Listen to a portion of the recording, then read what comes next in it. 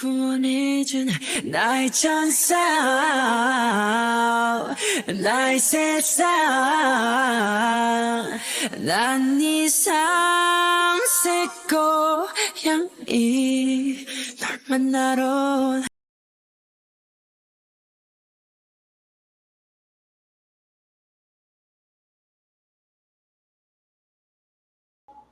Wyan never despised Jimin, not once.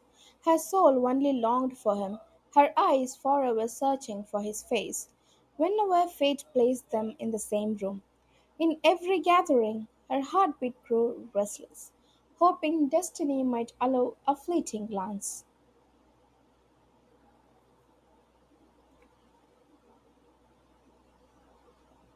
She had built her own syndicate, powerful and feared, not merely for survival but so her world might align with his. Every deal she struck, every risk she took was stitched with the quiet desire of standing closer to him. But lately, whispers corroded her heart. Rumors spilled like poison through corridors. Park Jimin wanted to expand his kingdom, and the world claimed he would marry Kim Lena, a half Korean, half Russian mafia heiress with every jewel life could offer. The thought strangled her peace. Lena's beauty, her lineage, her fortune all stood like towering walls Vian could never scale. Even though her empire thrived under her command, she feared her worth would pale against a woman sculpted perfectly for alliances. And yet, in crowded rooms, she caught his gaze, finding hers. Fleeting but undeniable, the brush of his stare across the chaos of smoke and power, as if he saw her before he saw anyone else. It was enough to haunt her nights.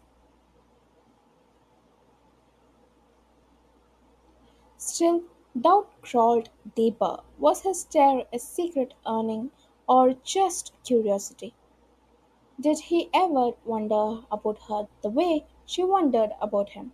Or was she a silhouette passing through the edge of his vision, never to be held? One night, drunk and fragile, her phone lit up with his name, a message. Her heart thrashed wildly, trembling fingers hovering over the screen. But before she could open it, it vanished, deleted, like a confession swallowed by shadows.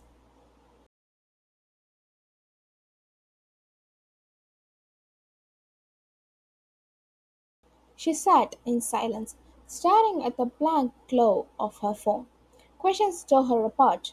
What did he mean to say? Why take it back? The ghost of his message lingered in her veins, sweeter and crueler than anything real. Vian sat before them all, her family and the box, power gathered in velvet and silk. Her gown shimmered under the chandelier's glow, every jewel on her dress whispering that she belonged here. She looked like a queen, yet her heart felt hollow. This was the moment she had once dreamed of, the moment she thought would complete her life.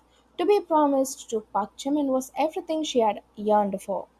Yet her eyes betrayed her, refusing to glimmer with the joy expected.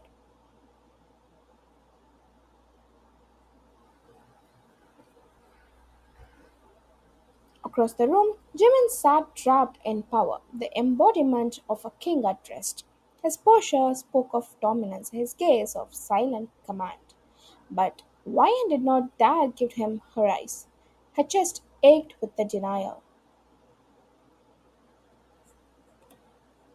She longed to look at him, just once, just enough to steady herself. But she forced the desire down. If she met his gaze now, her resolve might shatter. So instead, she stared at the polished table, her nails pressing into her palm.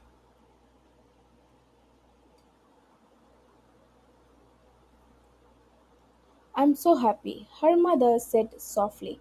her voice trembling with joy as she responded to something Mrs. Park had mentioned.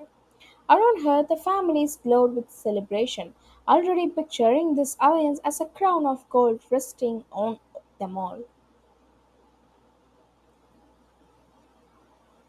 Clearing her throat, Vian rose slightly in her chair. The sound echoed loudly than she imagined, cutting through laughter and chatter. All heads turned.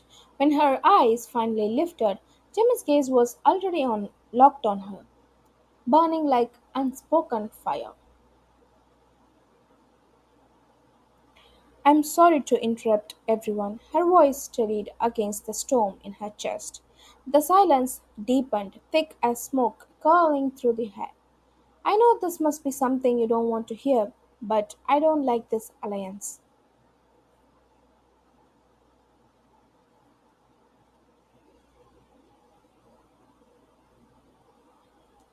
Gas spread like a wave, crashing against the walls. Glasses froze in mid-air. Forks lowered silently to plates. The room recoiled, stunned by her defiance.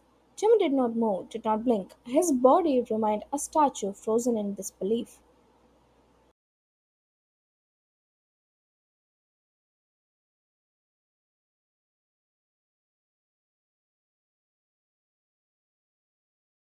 Yet his eyes clung to her as if her words were the only sound in the universe. Vaya's chest tightened, but she did not falter. For this time, for the first time, she chose to own herself rather than drown in silence. I'm sorry, Vayan bowed low, her voice trembling but firm, before walking away.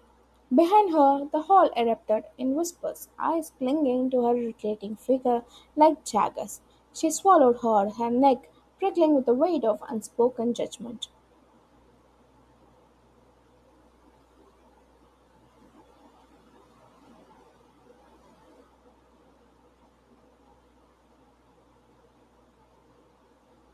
She kept walking until the silence of her room embraced her. The door shut with a thud, sealing away the noise of betrayal and disbelief. On her bed, she sank into the velvet covers, breath shallow, realizing she had just rejected Park Jimin. Her chest rose unevenly, panic fluttering like trapped wings within her ribs. The choice was hers, yet the heaviness of it pressed down mercilessly. Then a knock echoed against her door. She froze, pulse tumbling, dread and longing twisting together. I don't want to see anyone, she called, voice sharp with desperation. For anyone else, the words would have been a wall no one dared cross. But the knock returned steady and insistent, vibrating through the wood like an unspoken command.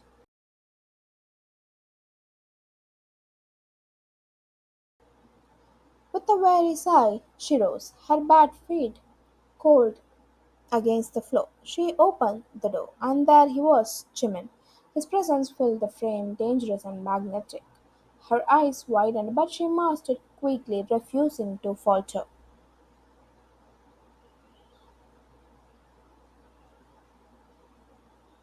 I want to come in. It was not a request, but a decree. He pushed past her, closing the door behind him with a final click. The sound resonated like fate being sealed, the lock cutting them off from the world.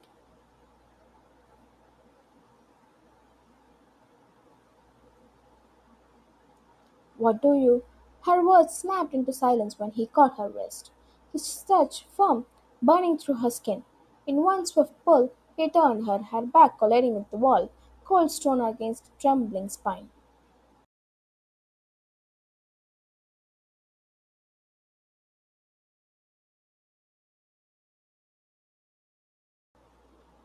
Their faces were inches apart, close enough that his breath brushed her lips. The first time seeing him near stole her balance, unraveling the composure she had fought to maintain. Her mind screamed restraint, but her heart drowned in him. You don't want to marry me, huh? His voice was deep and dragged, as though the words themselves wounded him. Jimin's stare burned into her, disbelief etched across his features.